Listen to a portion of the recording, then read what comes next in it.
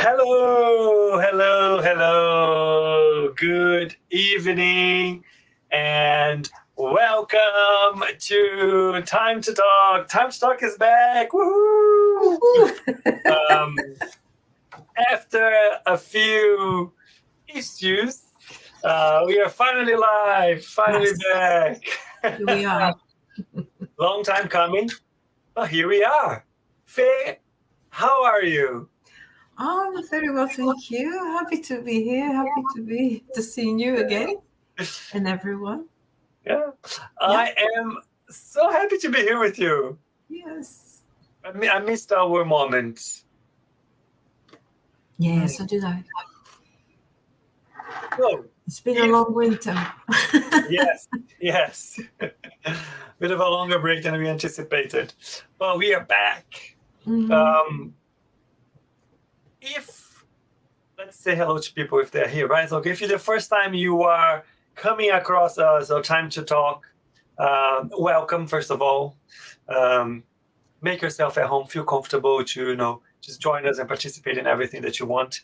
This is Time to Talk. What is Time to Talk?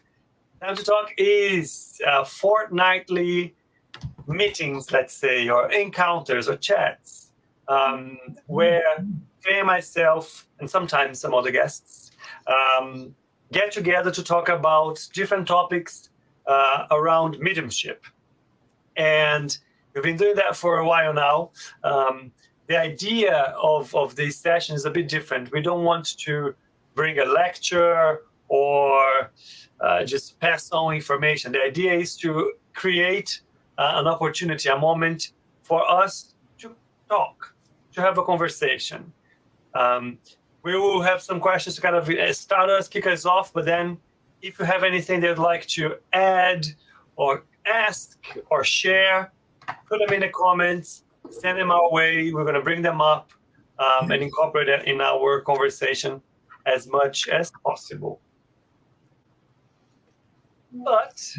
And we try to make it as creative as possible. Yes. I think that's the idea, right? The value is of trying to bring this topic in a format that it's a bit more accessible, open for everybody to just drop their questions, participate, and so on. After all, mediumship is something that is around us everywhere, and it's not meant to be, closed or accessible to only a few people. No, mediumship is around us, so everybody should have access to it. So the idea is to learn together. Yep. So today, what are we going to talk about today? I have a very interesting topic to kick off our 2024. Yes. But before we go there, let me tell you who are the broadcasters behind Time to Talk. We have the Spiritist Society of London, SSL, which is a study group here based in London, where we are studying Spiritism. So we have a few sessions online, have a session face-to-face.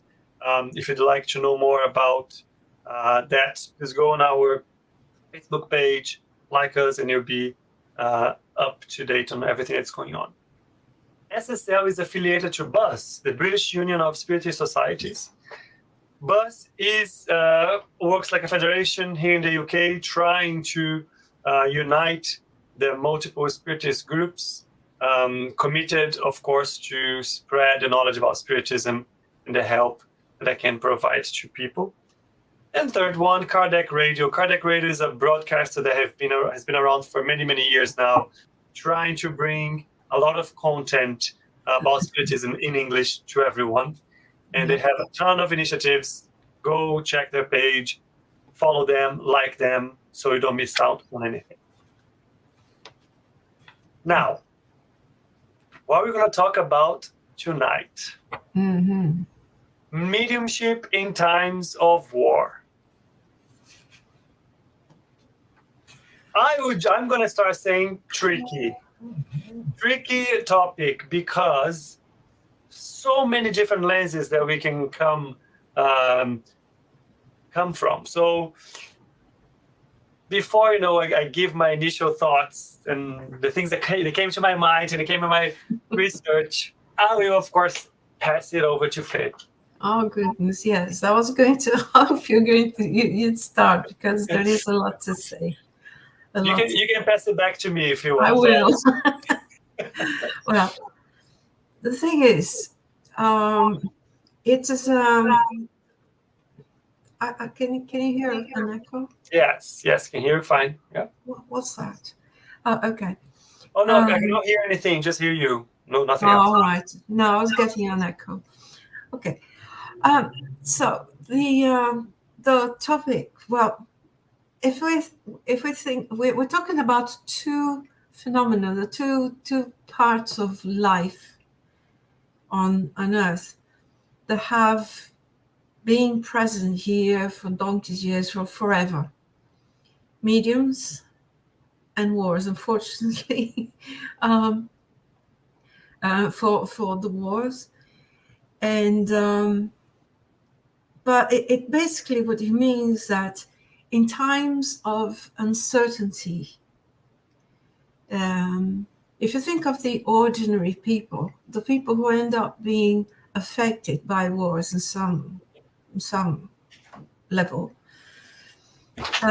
they feel an increasing uncertainty, and they want, and of course, it's not enough knowing that they have to be strong and brave and patient. They start, because of the amount of stress and suffering, they need answers, and they something instinctively arises saying there must be more than that. I mean, I want to know, can anyone say when this is going to end, what is going to happen? And that is the what people seek at all levels. The military, the ordinary person. I am finding, and so the uncertainty makes people more prone to seeking answers. I think any time of crisis, right? I think if you think about war, is there anything more, I don't know, I guess scary or grounding than war? Yes. Yeah. So it kind of ignites that kind of questioning and looking for answers in different places. So Yes. yeah, I know what you mean. Yeah, and there's something else. There's the other. There's a genuine wish for answers, especially when people think of their families, their loved ones. The people who simply that are at home one day, the next day they disappear, and the people who are left behind feel instinctively that there must be something more. That they cannot simply accept that all's gone, that the dear ones are simply gone, turned to dust. But when we talk about, so then there is we see the idea of mediums and psychics and clairvoyants and all sorts of people dealing with more spiritual and more occult matters would come into play into this scenario. There's also we've got news and events of the sensitive, the psychic, the mediums on the other side of this coin, if not working towards the other side. So you have people working as mediums or active, let's not say some working, but acting as mediums on both sides for different reasons, for different purposes. And if we think about the most recent time, let's call it most recent time, let's say from the early 1900s up to today, there have been lots of opportunities, beautifully documented opportunities of this interaction of people, authorities, and mediums sometimes helping each other and sometimes naively hindering what others were trying to do in order to keep the, let's say, a national security intact. And we can talk about it later. But this is basically. I like this because when we were discussing about like the mediumship in times of war, for me the thing that came to my mind was a very different perspective. Well, first of all, I went to the Gospel and to the Spirit's book to see if there was anything there, and surprisingly, there's an item in the Spirit's book that actually talks about battles, spirits in battles, and so on. So I guess it talks a little bit to that element of you're talking about the mediums, I guess, employed, let's say, in a context of war, being involved in war. So there's an element of that I want to bring. The other thing for me that it was even more my attention was not the ostensive mediums, but the element of mediumship that we all carry with us, and how that element is more critical in a moment of war. What I mean by that, I mean the influence, the ideas, the currents of thoughts that we are forced in one way or another, but we are exposed to in a moment like that. So interesting, Faye, when you're bringing those two, because they were kind of complement the aspects that I was looking at. Mm-hmm. What do you think is the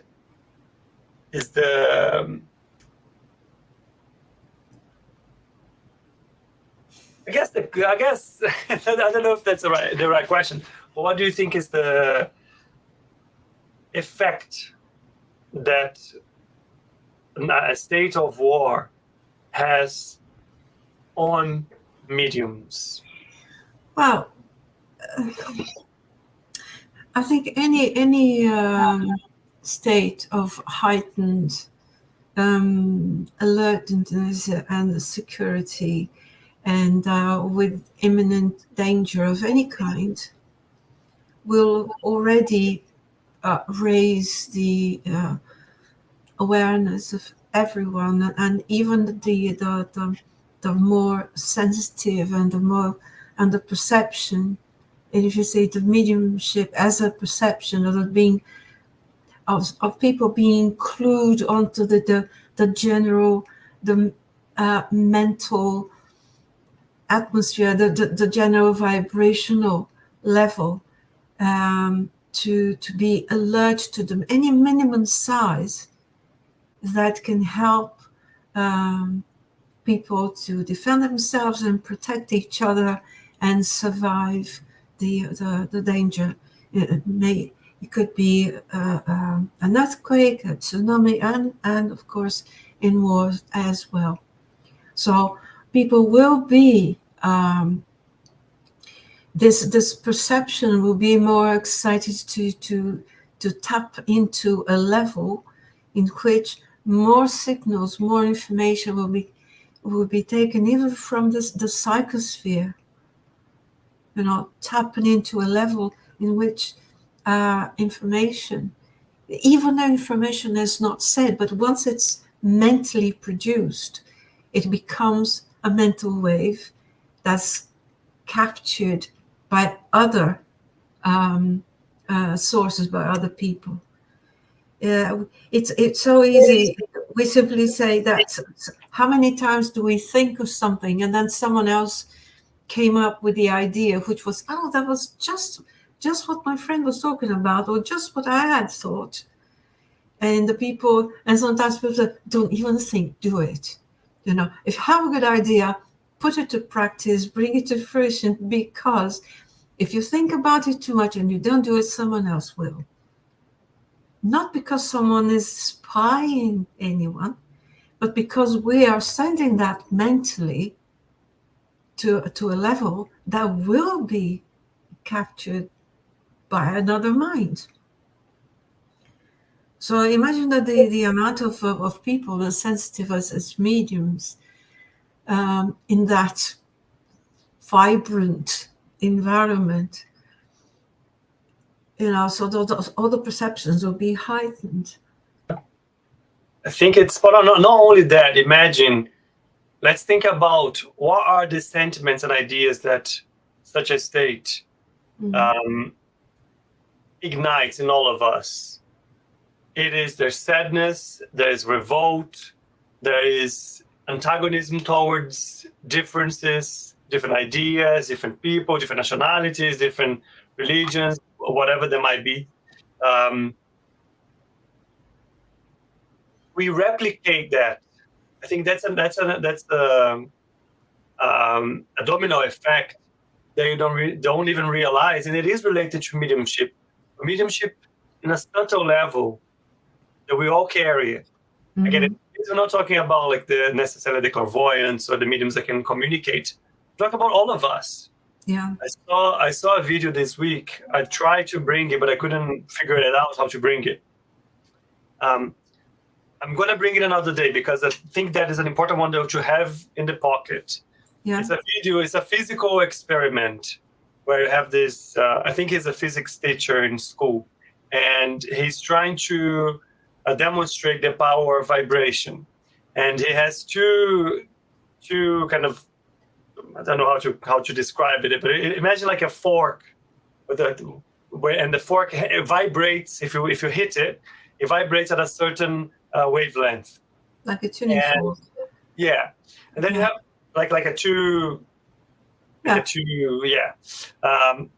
then next to that, the fork is stuck to a wood pedestal, and there's like a ball hanging next to the fork, touching the fork. And it's like a metal thing. It's not quite a fork. I don't know how to call that. But anyways. It's a tuning fork. Yes, a tuning fork, yes. Yeah. And there's a ball next to it touching it. So the professor or the teacher gets another one that vibrates at a different level, a different wavelength. And he hits it and puts close to it, like distant but close to it. Mm-hmm. The ones that are different wavelengths, nothing happens. It vibrates, it makes a noise, you can see the vibration, and it goes away. Then he gets another one, and it's the same fork that vibrates at the same wavelength. And then he puts them side by side, then he hits one, and then puts the other one just here by the side. The waves are captured by the one on the side, and it starts to vibrate, and it makes the ball move. So for me, that's a physical element, right? So if you think about whenever we're talking about thoughts, talk about emotions, we talk about all of that, and we always mention it. Always that it has relation. It's related to the vibration, because in the end, that's how our energy expresses itself. So imagine if we are all in a state of war or affected by war. All of those thoughts and the news that we are fed into and everything else perpetuates the same sentiment, the same emotion, the same thoughts. If we are not aware, careful to break that, to vibrate at a different level, so we don't perpetuate the waves that are coming around us, we generate a bigger effect. That's the domino effect I was talking about. Yeah, it's true. Absolutely true. Because, and also, if you think of another effect, do you remember those images of you have a cylinder, and the light is shed on that to project it onto a wall, right? From one angle, what's projected on the wall will be a circle. Yeah. However, if you say take the light source from another angle to the side of that cylinder, what's going to be on the wall? There will be a rectangle. Yeah. It's the same cylinder. Yeah.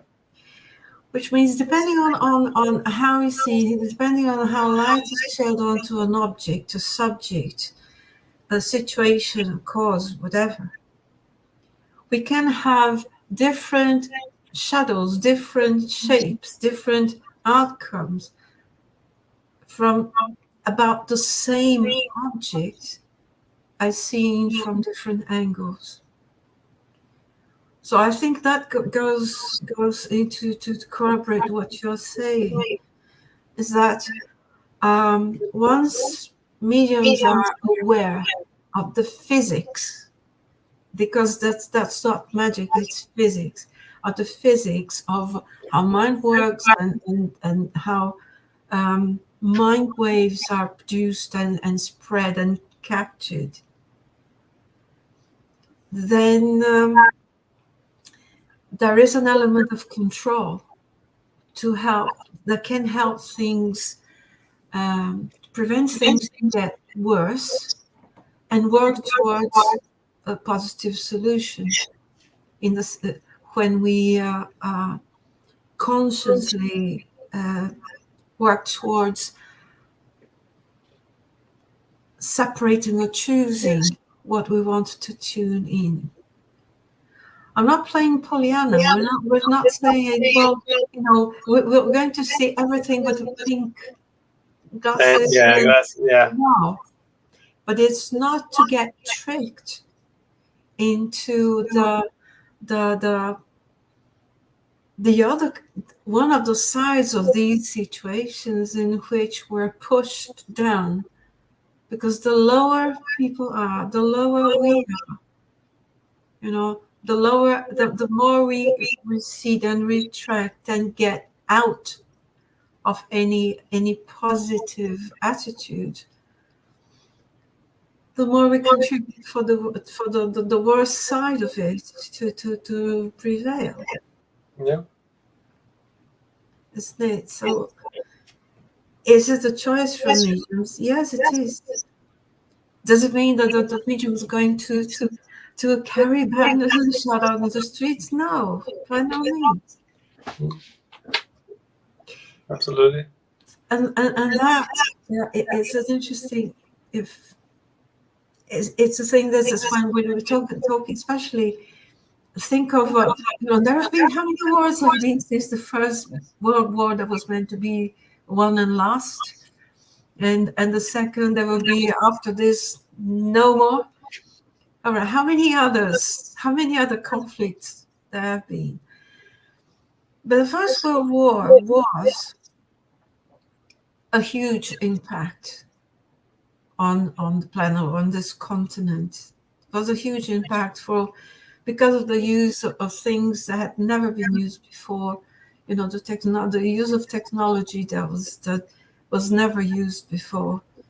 But we've got to remember that we didn't have the speed, the means of communication that are commonplace today. So information didn't fly in seconds. You know, information wasn't spread. Not even press was spread in seconds. So there was a time delay between things happening and information being spread and coming across. And maybe in a way you could say that there was a bit of a more, compared to how things are today, I would say that things could be a bit more naive, in the sense that people got more affected, more shocked by things that today we still regret, but are more commonplace. Yeah. But because of this genuine feeling of disgust and distrust and sadness and all that. There was an increased search for spirituality, and I was saying, I'm not religion, spirituality. And at the time, I think in this country, at least half people would declare having no religion, but they did have a connection to some extent to spirituality. So that was ingrained in people. And in times of suffering, when they're losing their families, the whole families and their towns and everything, people will turn to their priests, to their mentors, for an answer. They wanted an answer. What happens? What happened to my son? What happened to my husband? What happened to whoever, my neighbor? And the only answer they would have, which was not wrong, but for them wasn't enough, was they're with God. Yes. But still, that wasn't enough. And it was this feeling of unease, of knowing that there was something else, there must be something else, that made scientists, physicists, doctors, not just mostly more graduate, more educated people, because they also had the means to travel, to do that research, to conduct, to communicate, to do more than the ordinary people could. They started to search for answers. One of them is our famous Sir Arthur Conan Doyle, a doctor, extremely dedicated researcher, physician, studies of all sorts of matters, interested in all sorts of things. But he lost his son.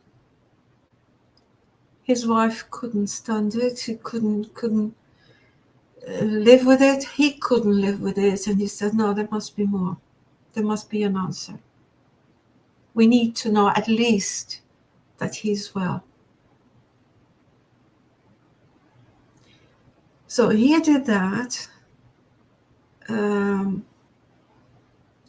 was another physicist. His name was Lord Oliver Lodge. He also lost a son in the First World War. And that was a fantastic case.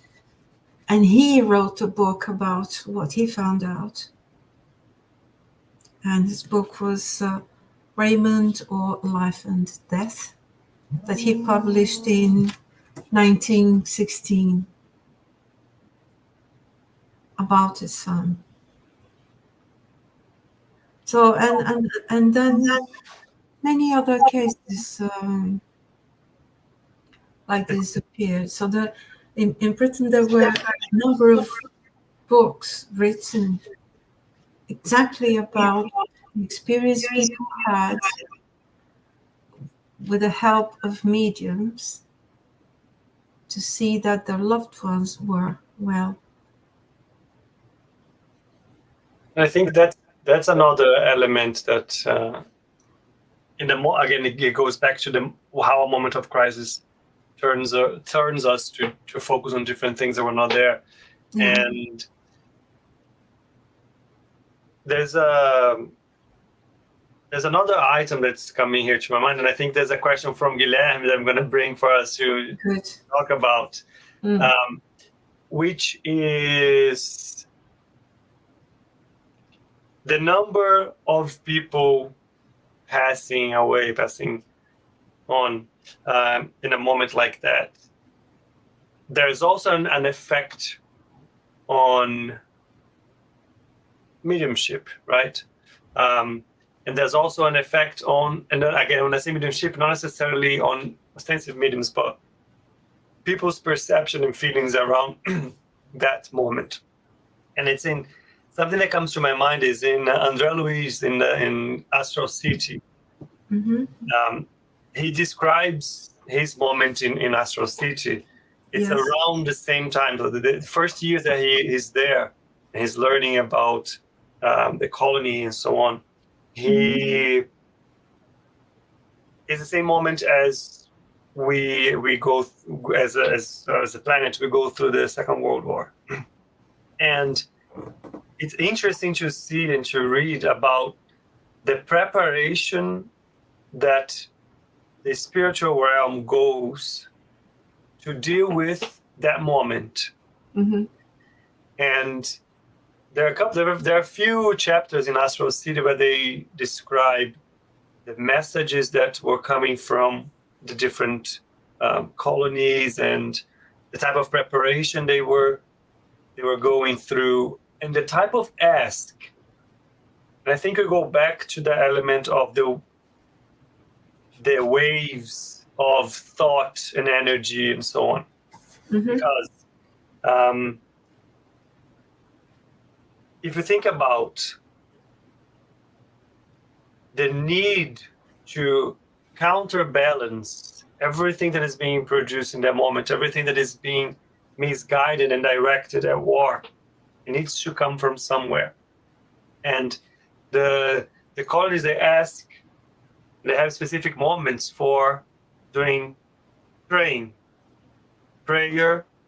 towards the nations involved, towards the head of states involved, towards the people in the battles. So there's an element of how do we counterbalance what's being retrofed into that closed circle around war.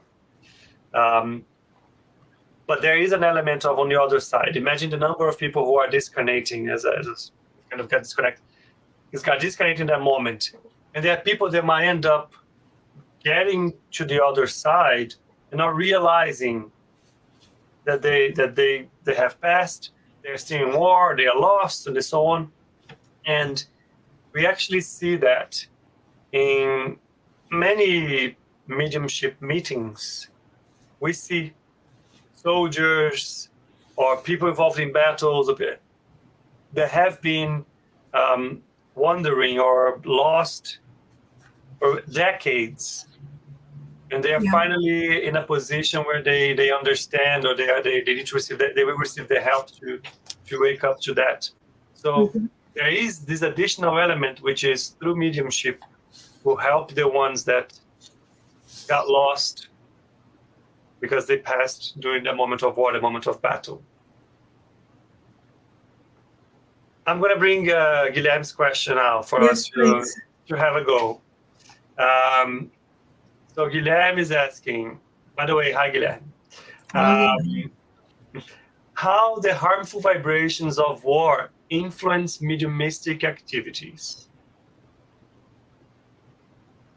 Good question. Oh.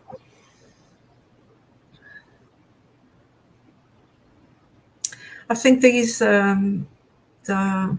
harmful vibrations will be heightened in times of war, but so will be the medium's perceptions. So there may be a huge impact. I would say if mediums are not vigilant, if they're not careful, it could be hit as if they were taken over by a mighty wave, by a tsunami of vibrations that will be at the first moment will be hard to deal with, tiring, exhausting, and even contaminating if you're not careful. I think that's the time when the medium should be vigilant in the sense that they should know where they are, what be aware of their purpose and aware of their abilities and aware of their limitations too. You know, it's no use trying to do much more than one is able to, because the energy that I believe, I may be wrong, so please correct me, because I believe by logic the amount of energy, even to achieve a certain balance, will be a lot more. That the requirement will be much more than in normal peaceful times. I would compare it to Faye trying to stroll in an empty field of a pure soft lawn and trying to go for the same stroll through the jungle. The effort. So imagine that you need to walk those 50 meters over soft lawn of peaceful times, and 50 meters of the closest jungle. You know, how much physical energy would you need to cross the same distance in the same time? One would be a stroll, the other would be a struggle.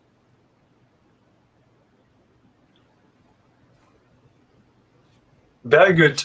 I agree with that perspective, Faye. And I add two things that come to my mind. One, and they're both connected to preparation. One is pretty much linked to what you were saying from the medium's perspective.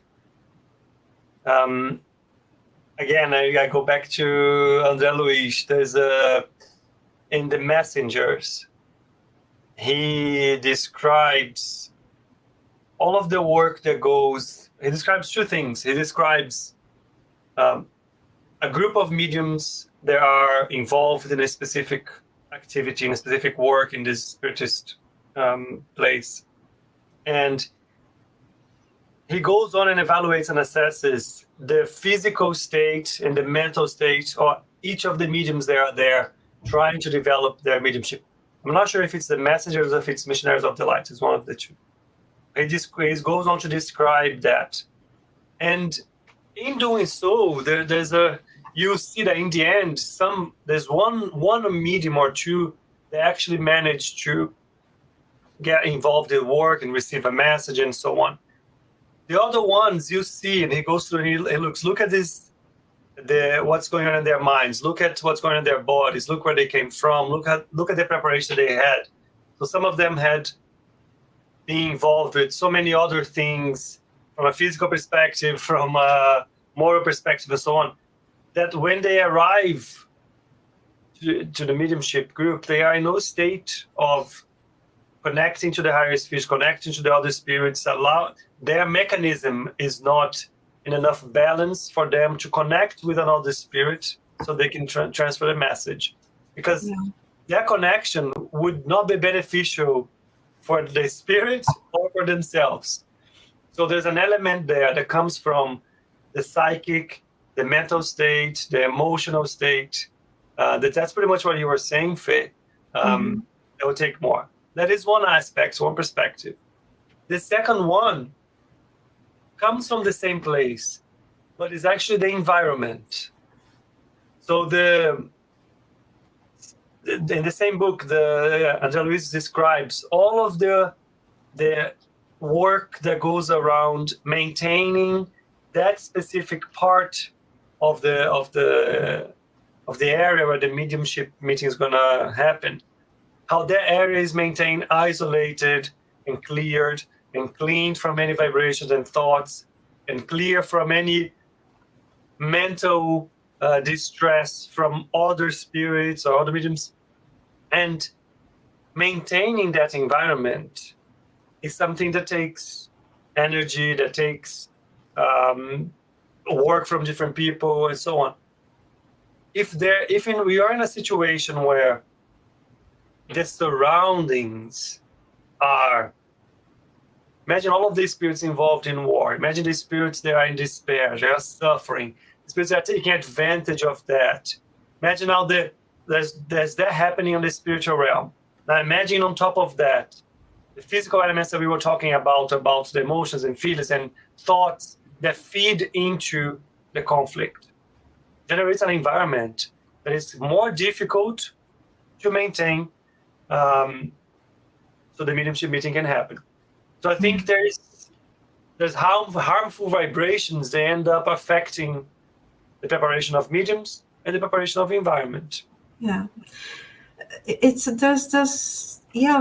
something else that occurs to me, that and thinking of, let's think of the mediums who would be doing or trying to do the charity work of rescuing, the ones who have passed on.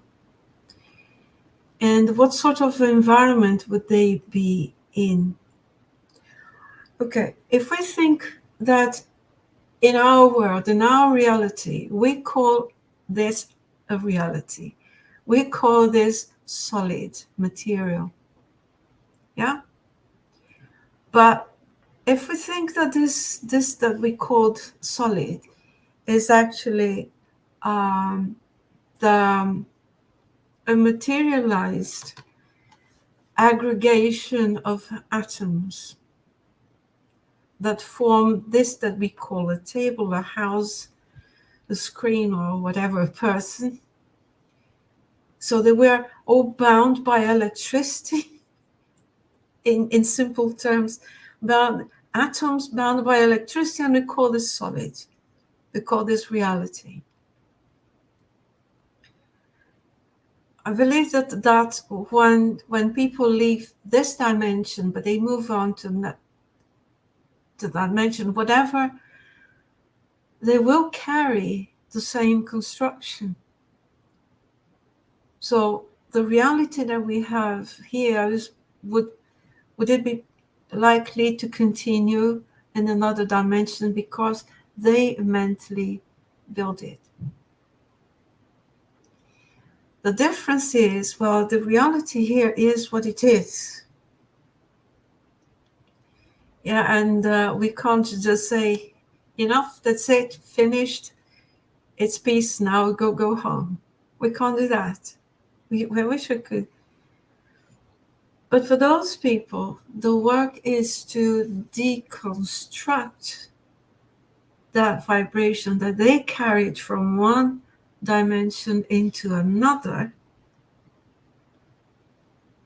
because wouldn't that be doubling the problem?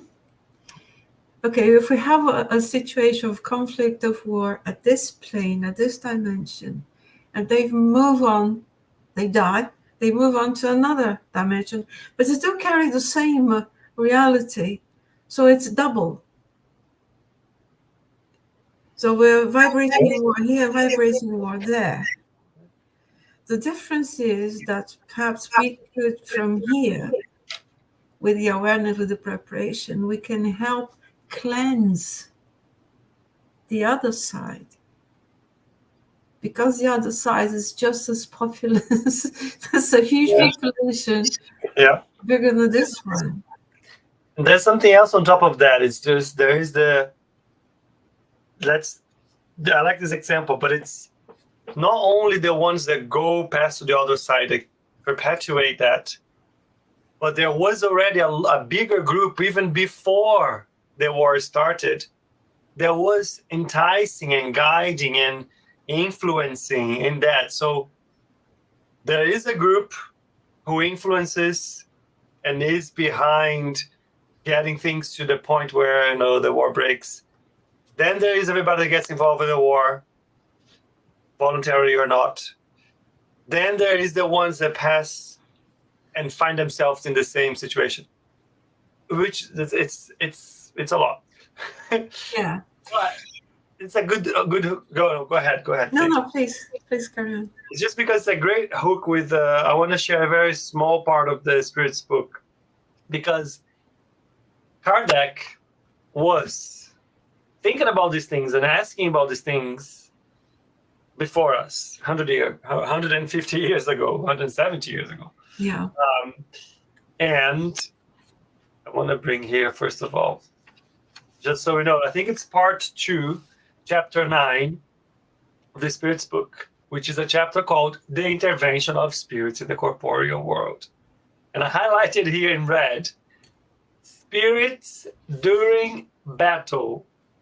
So he was already asking that. I mean, unfortunately, wars are a constant thing in our history, right? But then what was under this sub-item? He starts, the first question he asked, question 541.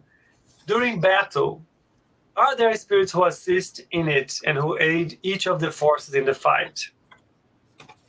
Yes, and who stimulate their courage. So here we already start to see the element of mediumship that we all share, that we are all subject to. Then he comments, thus, the ancients represent the gods as taking the side of this or that people.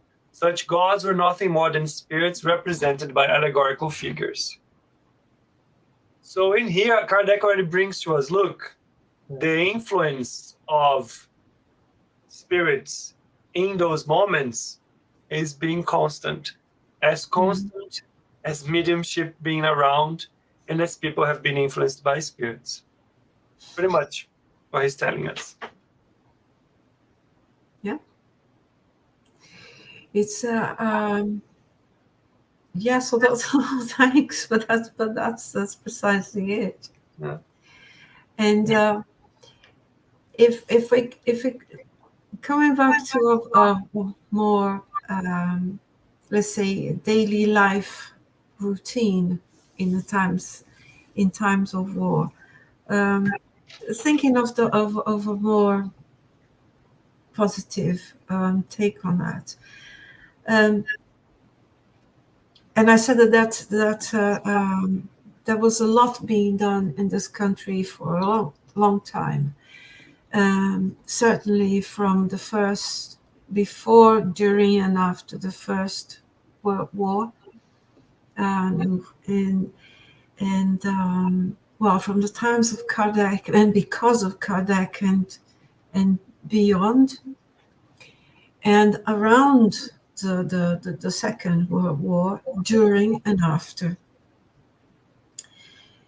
And it's interesting to see in all the literature and the documents and research that were done around both episodes, that the number of mediums that were involved and were actively working, quietly working, because of course they couldn't. There were times when you cannot simply mix both fields and so openly, because that could also be the recipe for disaster. So in times when you need to be organized and disciplined, those people were working and supporting the army, the country organization. There were lots of mediums there, and there were mediums, active mediums, in all the fields, in the military fields as well. People who could see, they could have the message, they can have the community, but they have to work strictly within that certain discipline, and that didn't make them less mediums, or didn't reduce their participation in any way. On the contrary, it was heightened. It was. It's interesting that you bring that aspect, Faye, because I think another question comes from there, which is, look, being a medium is not a button you turn on and off. So if you are a medium, you're involved with something like a conflict, nothing stops you from receiving messages related to that or seeing things related to that. No. Now, what those messages mean, who is sending them, how trustworthy they are. All of that is a question that also remains there, because in the end, the spirits on the other side, they are just as flawed or faulty as any of us. Yeah. And you find I found out, I thought they are fascinating, these two examples. They are not really, please don't get me wrong, there's nothing to do with any religion in particular, but it's the religiosity, the spirituality that people were seeking, that got these scientists to do what they did. And the one in the first, which was in the First World War, with Raymond's father, for example, that was very meticulous in trying to find out what happened and see if the information was reliable, it could be reliable. And he wasn't, for example, he wasn't aware that there had been a photo taken of the platoon where his son was enlisted to, that he was fighting with. So there was a photo. Before he was given a photo, after his son had died, with the news that his son had died, before he was given the photo, the medium that was trying to bring them consolation and hope and trying to help them be in a better mindset, brought information describing the photo in detail. This father didn't even know the photo existed. She couldn't know. When he received the news, when he got the news and his son's effects, his belongings, there was a photo. But he already had received the description. And that's when he went furthermore to find out a bit more of how they were living, despite being dead, when they were still living. And he wrote this book. I think it goes to show that there's an element of mediumship, which is to bring comfort to people and their understanding about life eternal. That in times of war, it is magnified. Mm-hmm. And it's lovely to see again a physicist, or it was a physicist, as a scientist, get in contact with this in a way of opening up their eyes and their minds to the reality of spiritual life. Yeah, because his need for answers was so deep and so intense that he said, well, the best way to go about it is to study and keep an open mind and hear what these people have to say, because certainly what I have to say is not helping. But I know there is an answer I cannot give it. Someone else probably will. Yeah. Yeah. That was... there's lots and lots to... Right. Before we close, I just realized we only have kind of 5 minutes left. Mm-hmm. I want to just bring a little passage from Astral City. Yeah. That also describes what we were talking about, like the element of the emotions that kind of carries us. And it talks about, here, let me bring it up. It's just a quick one. So this is like Astral City chapter 42. Even though the conflict is so far away, said Narcisa, we must organize certain specialized first aid services as well as appropriate training against fear. Against fear, asked surprised.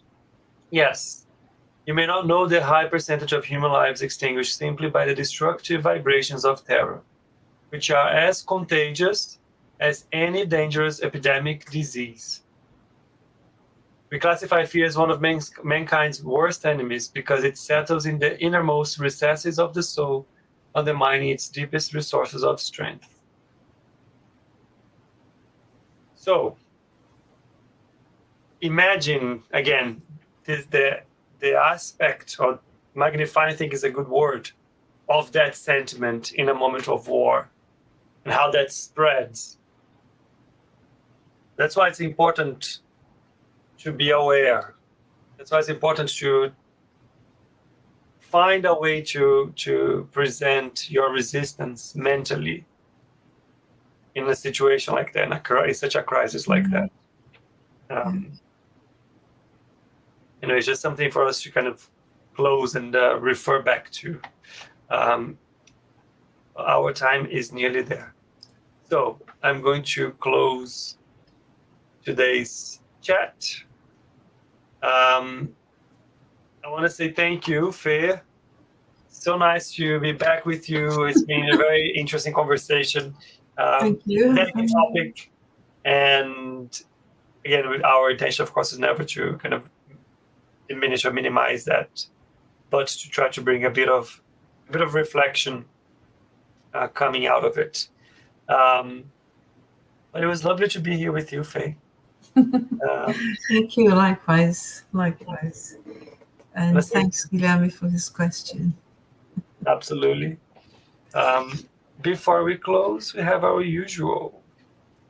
So here are some announcements of events coming soon. So we have, of course, a Wednesday Spiritual Light keeps going with the different topics and different guests every week. On Saturdays, we have the Medium's book study group. So if you'd like to join us, you have the details here. Feel free to pop in at 10:30 a.m. UK. And we have a series of events about mediumistic painting coming up in March, from the 2nd of March until the 10th, around London. And different spirits groups are hosting. So I have some details here. Feel free to go check them out. And that is it for today. Wonderful. Thank you again, Faye. A lot to do. Yes. Lovely to see you. Hope you have a great evening, and hoping to see you again in a couple of weeks. Absolutely. Same to you. Have a nice week. Have a nice week, everyone. Okay. Bye-bye. Good night. Bye.